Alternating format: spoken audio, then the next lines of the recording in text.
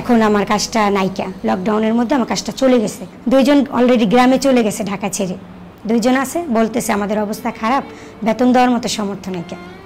কাজ শেষে যখন আমরা বলি যে ম্যাডাম আমি চলে যাই, তখন ওনারা পারে না যে বুয়া তুমি একটু দাঁড়াও, আমার পায়ের জুতাগুলো ধুয়ে দিয়ে যাও।